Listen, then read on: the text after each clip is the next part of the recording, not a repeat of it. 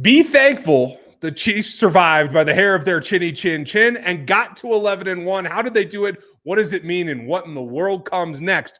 With Matt Derick live from Arrowhead right now on Locked On Chiefs. From the land of the free and the home of the Chiefs, this is the Locked On Chiefs podcast. Welcome in, everybody. We are doing a special live for you tonight as the Chiefs have just barely squeaked by and gotten the win against the Las Vegas Raiders, something that was a catalyst last season when they didn't win. It could be a catalyst tonight. We're joined live from Arrowhead by Matt Derick, the founder and editor at Chiefs Digest, there at ChiefsDigest.com and Chiefs Digest here on the YouTube platform. Make sure you like, sub, hit the bell, hit us on all the platforms as we're always free for you every single day, just like the rest of the Locked On Podcast Network. Please make another Locked On show your next listen when you're done with this, because we got a lot to talk about. If you want that much more, you can get breaking news at 816-350-780-781 on our text line. That's where all of our everyday listeners, the locos, hang out, and we'd love to see you over there as well. Standouts, guys that made the impact, and we will give game balls tonight. That's coming up later in the show. We're going to have some lessons to take away from before that and what comes next, but we start. The basis, the overarching theme for me today, Matt, is this team is just a survivor. It doesn't matter how something goes wrong in which department or the other, or at times both, but they keep finding ways. I can't say they produced this win on that last play, but they were in position to take advantage of it. Good for Nick Bolton falling on that ball. What do you say after taking this entire game in? Where is this team now versus a week ago versus where they need to be in a month? Yeah, I mean, it's a weird one because, on the one hand, there Justin Reed's quotes out there that, hey, this is a happy locker room. And it certainly wasn't a down locker room, I don't think. But it's a team that, they're happy to get the win. They're happy to get to win the AFC West. I think just kind of course of doing business. They want a bigger goal, so it's not the celebration that it once was when they, clinched a playoff spot or won the division or anything like that. So it's a little bit more muted this time around. But I don't know. It's kind of hard to put into perspective. I think there was a little bit, and some of this was the media feeding it to the team. It was just hey, is this an example of good teams find ways to win and bad teams find ways to lose? And there was a little bit out there that, hey, there's a certain amount of pride in themselves that they do find a way to win these games. And there's no doubt. The Raiders made a huge blunder, and I think there's even a few decisions of Andy Reid's that you could nitpick and decide whether or not they were the right decisions at the right time. And there were a lot of things that did not go well for this team, and some areas that they did not play well in at all. But again, this team finds a way to do what it does. It makes plays at the right opportunity. And to their credit, they find a ways to make sure that the other team doesn't make plays. It's crazy to me. You look at this team, you look at where they are, you look at what is going to happen in the next week. They get DJ Humphries may play next week. We don't know. We'll see. But they are in a situation where they're 11-1. They now are a playoff team. They've clinched a playoff spot at this point by winning this game. They're still number one in the conference, and you look at this game and you go, this team doesn't look like they deserve to be in the playoffs, let alone number one in the conference. Yet here they are, and they win on a game. They win in a situation, and it's all situational football at the end, where Nick Bolton falls on a ball where I thought it was a dead ball, and they were going to get another chance. I didn't know exactly what was going on. All of a sudden, it gets handed over to the Chiefs, and they get their 11th victory of the season. They didn't play well enough to really win this game. And the thing that sticks out to me when you watch this is the one thing that we heard about DeAndre Hopkins coming into this, coming over to the Chiefs. And I'm not blaming him, to be clear. I want to say that up front. But he dropped a ball on third down that he was wide open, and I've never seen DeAndre Hopkins drop that type of ball. Travis Kelce had another drop that was similar where he looked like he was getting ready to catch the ball and looked upfield and dropped it. Now, that wasn't a third down, so it didn't turn over to the other side. But you're in a situation where you cannot continue to have those types of bad situations happen. And obviously the blocking in the offensive line has been a problem, as it's been a problem most of the season. They have to get that figured out. And I was really kind of surprised, Ryan, they did what we talked about and didn't think that they would do, kicking Tooney out to left tackle. Yeah, Matt, what did you think about the decision process there? In game, I think that makes sense. And what are the takeaways from it? Yeah, I thought the sequence was very telling, because if I don't know what they showed on TV for sure, but that was the most frustrated that I've ever seen Patrick Mahomes, I think, after a play and after a drive. He was upset.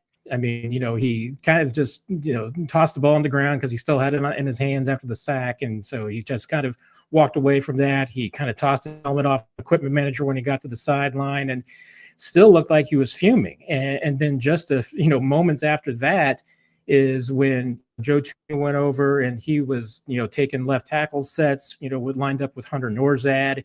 And then Mike Caliendo was doing the same thing with guard sets, Kingsley helping him out. So, I mean, you could see from the movement on the sidelines, okay, it's happening. I mean, there's movement going on here that looks like this might be the time that they go ahead and make the change. And Andy Reid, I think said exactly what you would have expected him to say, that Wanye was struggling. I thought it was very telling that he did not point to the bone bruise and the injury that he's been suffering from and everything like that. He just said it was flat out struggling. And obviously he had some penalties too. So, the penalties and the sacks were just giving too many big plays. So, that's why Andy Reid decided to make 20 Heck. Andy Heck, we agreed, and that was time. I don't know if Patrick Mahomes suggested the switch, but I think that, certainly his body language and what he was, kind of the way he was venting probably played into the decision as well. I can't imagine that it didn't. So now, next step, and nobody really has a firm answer, is what happens next week. I mean, does it speed up the urgency of having DJ Humphries in there? Quite possibly. I mean, that would be a big ask, and it would be faster timeline than the Chiefs wanted. And they really wanted to give him a couple of weeks before they put him into that spot of having the discussion about whether he's going to be the starter or not. So that would be ahead of schedule. It'd be ahead of the timeline that they want. Or do they go with Joe Tooney as their starter next week against the Chargers? I mean, it's going to be a tough call. I mean, either way, putting D. Humphries in there against a good team like the Chargers is a tall ask. Putting Joe Tooney in there is a tall ask. But I don't see how this team can go back to either Wanye or Kingsley next week. I think that's an even bigger ask. So they've got a lot to figure out in the next, what have we got, 9 days before the Chargers game, because they've got a lot to figure out there. You look at the offensive line and you look at the play. One of the things that they pointed out on TV was that Wanye Morris had given up, and this was, I think, in the third quarter, had given up 2 quick pressures, which is pressures under 2.5 seconds. And I think he had given up 5 pressures on the day and was averaging like 2.78 seconds of when he was allowing pressure. And the rest of the offensive line had given up 8 and was averaging like 3.5 seconds. You cannot continue to have something like that happen at the left tackle position and think that it's going to go okay. The thing I don't understand is, I understand that they're both struggling. I understand that you have to try to play through it, give them a chance to play through it. But you also are in a situation where you don't have to make them be on an island by themselves all the time. And it seems like they didn't make that adjustment. And that's what didn't make sense to me. Like, I get you don't want to go to a situation where maybe you have to have somebody chip or on a regular basis. And I did see Pacheco go and help. I did see tight ends over there every once in a while. But you can't consistently go and leave them on an island when they're struggling like that. And I think that that's maybe that's what they do is they look at DJ Humphries and they say, we'll have you start, but we're going to have a tight end or a running back helping you chip, 85% of the snaps and at least give you some kind of help to try to get acclimated. Yeah, there's no doubt Andy Reid does not like to provide that much help to his left tackles. I feel like that he's done it.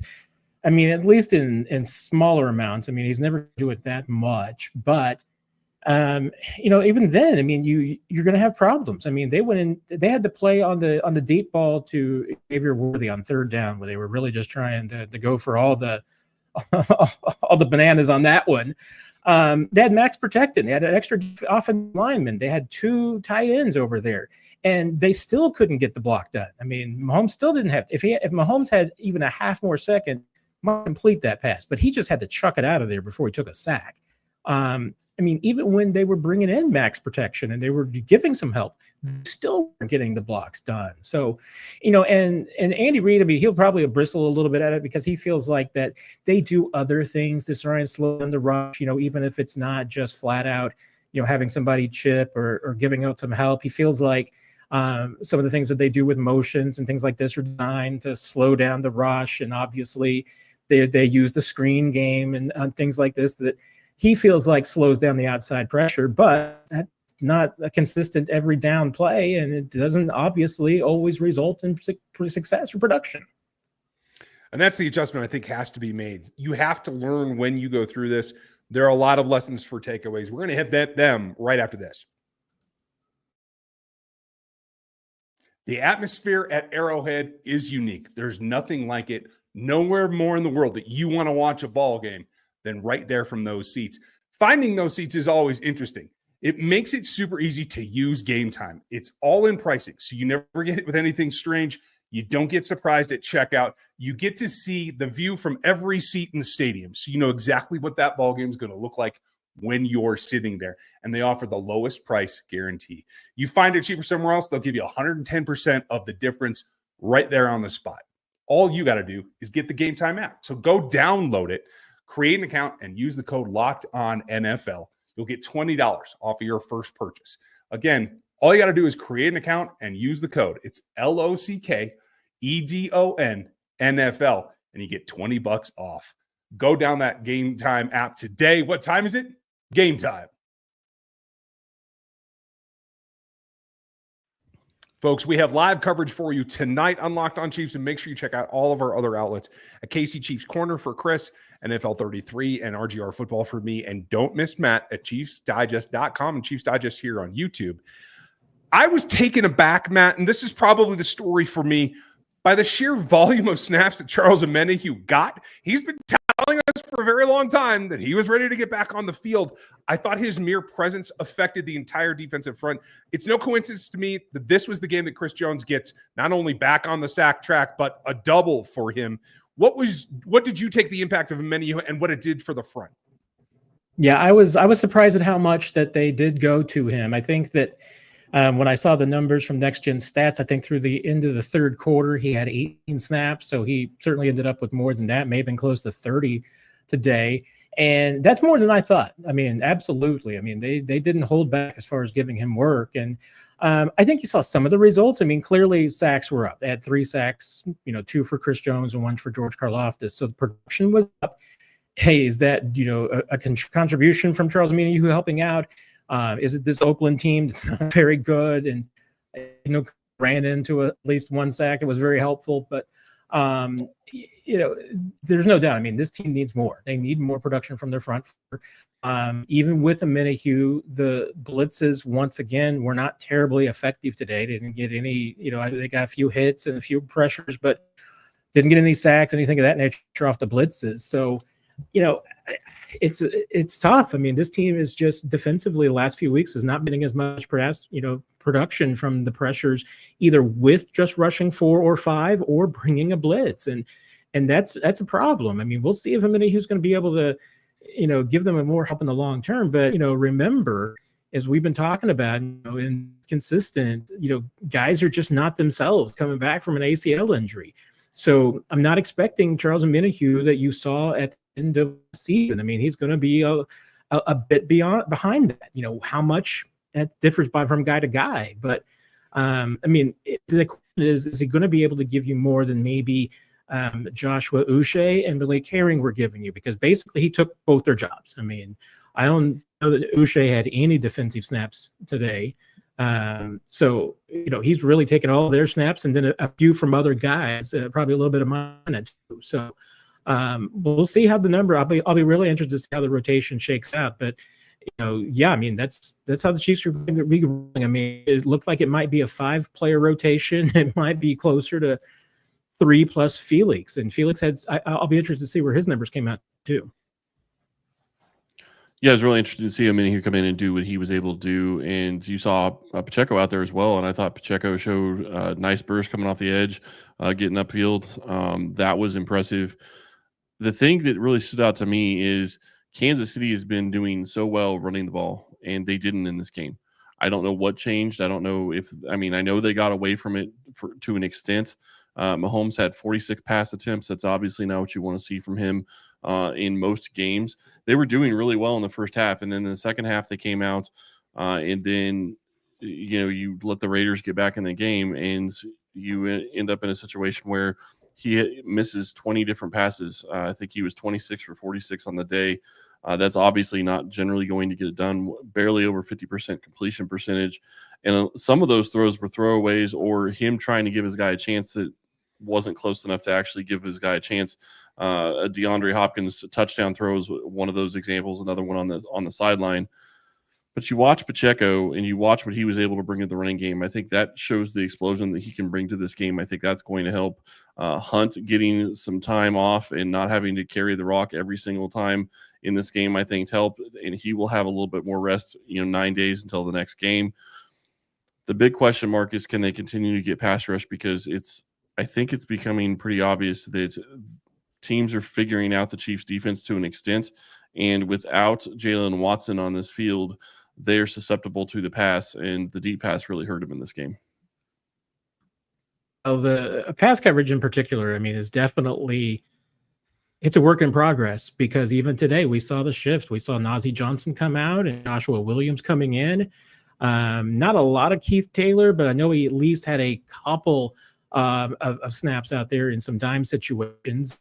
Tamari Connor had kind of a rough day. They've got a lot of things to figure out. As far as how they're going to, go forward here. Do you need a Chris Roland Wallace to get in there? He's another option as a dime and as a slot corner. Does Tamari just need a little bit of a break? It seems like he's had a couple of games here where it's been up and down for him coverage wise, and and Cook is another, question, because, he's also one of those guys that I think, gets overlooked. And we may have talked about this before, but, I don't think the Chiefs did him a lot of favors at the end of last season when they played the whole, Brian Cook might be back in the postseason and Brian Cook might be back for the Super Bowl. There was no chance. He had a surgery that required a 3-month recovery. And as we know, that extended well into the OTAs, and he was not given clearance until training camp. He's essentially Charles Minihue too. He's essentially the first back major surgery. So, and I think it shows up. I think you're seeing that, there's been a little bit of fatigue for him this year. I think the speed is not what it had been and was last year. So even if you're banking on Brian Cook being Brian Cook again in 2025, which I think he will be. I don't see any reason why he can't bounce back all the way. But this year's Brian Cook is not the same guy, just like Charles Minnie, who's not going to be the same guy. And now you don't have Jalen Watson, and you've got some other corners, you're going to have to roll with what you have. There's nobody coming in at that spot. I know there's wishes and dreams out there for free agents, but I'm not convinced that, one, any of them are coming to Kansas City, and two, that anybody would be an upgrade on what we have right now. But Spags is going to have to figure it out, and that's more problematic too when you see that the blitzes have not been as productive of late. Yeah, I think that is part of it. And several times tonight, the Raiders were able to scout ahead. Kudos to them for doing their film work. They're able to use the Chiefs' secondary rules against them to get them in short motion issues.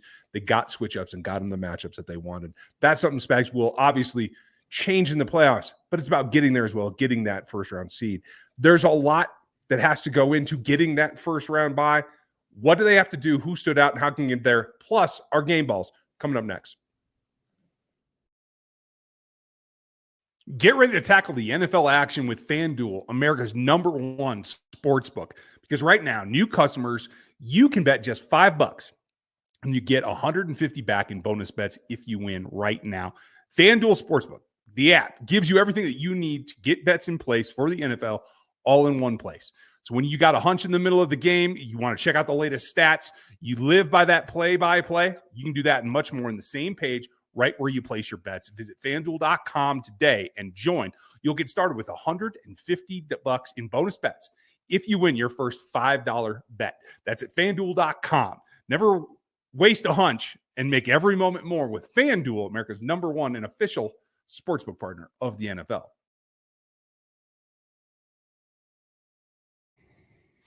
Now, despite barely eking out the win here tonight and some of the problems that we have illustrated, the truth is the Chiefs are 11-1. And they're ahead of where they were at this point in last season. And they're staring down the barrel of trying to get their first check mark of the season, and that is that first round bye. Matt, who stood out to you that actually helped that cause today? Anything that we missed? Well, I mean, it wasn't huge numbers, but I tell you what, all 5 of those catches by Xavier Worthy, for the most part, were big plays. And to me, you're starting to see him have some Tyreek kind of esque plays. I mean, a 10-yard out to Xavier Worthy is almost going to get you 10 yards every single time. It's going to get you a first down. So I would run those until somebody stops him, because right now nobody is stopping that. And if you're going to bring over some help, or you're going to put a better corner on Xavier Worthy to try and stop those, it's going to open up for other guys. So I mean, I would just keep hammering on those, and that crosser that he also had underneath for a big play. That, again, these are some bread and butter plays that you can run with Xavier Worthy until the cows come home. Wait until somebody clamps down on them. And once they do, other guys are going to start getting open. So I thought that was an important thing to establish. Noah Gray, obviously, another good day. Travis Kelce and Mahomes, I was unsure on a couple of them that they missed wildly on, if that was just a matter of, was it they weren't on the same page about which direction to go, or was Mahomes hit and therefore the ball didn't go where he wanted it?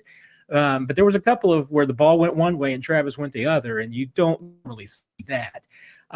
But even though I look at it, and I know DeAndre Hopkins, 9 targets, only 4 catches, he had the 1 drop. But at the same time, I mean, when was the last time you saw a back shoulder throw like that one to DeAndre Hopkins?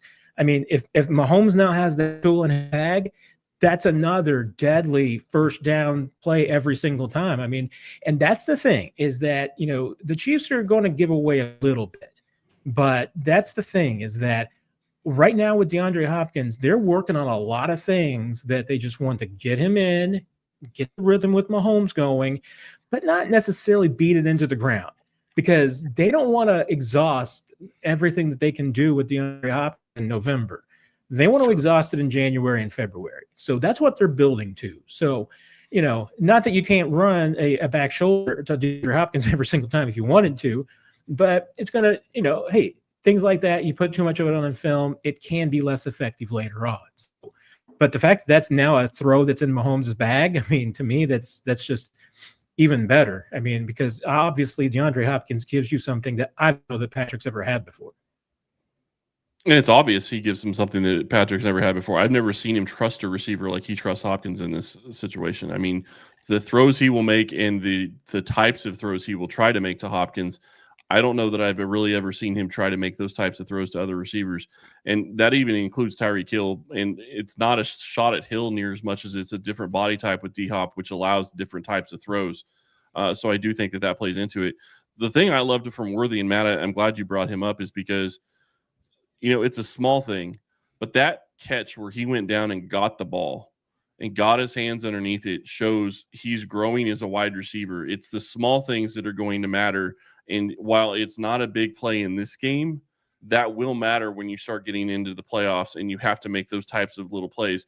And there was another thing that got mentioned tonight, and I know we're talking about this game, but it sounds like Hollywood will be back in 2 weeks or 3 weeks. That's a huge addition for this offense. And to bring him in, and the whole reason I bring it up is because now you have a guy in Xavier Worthy who can take another step back in the offense and focus on just smaller things and do certain things for them, while Hollywood comes in and does the normal role that they were planning on having for him. I think that's going to be huge for the playoffs, so I'm really excited about that. When you look at this game, for me, it comes down to the pass rush that Chris Jones got. George Karlaftis had some good pass rushes as well. Those are things that haven't been happening on a regular basis. They need to continue to build on that. And if they can do that, I think that they're going to be better off going into the playoffs. Yeah, and one thing I'll note too, because you mentioned Karlaftis, that batted pass on the last Raiders drive, might have been one of the biggest defensive plays of the day. I mean, just knocking on that play, because it certainly looked like that there was an opportunity out there. maybe a big game. So Karlaftis knocking down that pass was huge. And there were some little moments here and there. I mean, there were some guys who had some plays like that, but Karlaftis, you have to give it to him. I mean, that and the sack were both, the sack took Raiders out of field goal range. And there was a couple of those. Now, both these teams did it themselves, taking themselves out of field goal range a couple of times. And I think that both coaches made some interesting decisions at times. And that's probably a whole discussion. But this game came down to, and once again, I mean, this game came down to a handful of little tiny plays. And the reason why it's won is that they made those plays and the Raiders didn't. I have to ask, Matt, do you think that Andy Reid was really thinking about going for it on fourth down?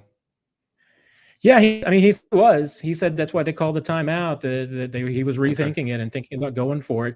And he said it's one of those catch-22 things. And right, I mean, you go for it, you don't get it, you're giving the Raiders in great field position. I mean, I think I would have considered going for it.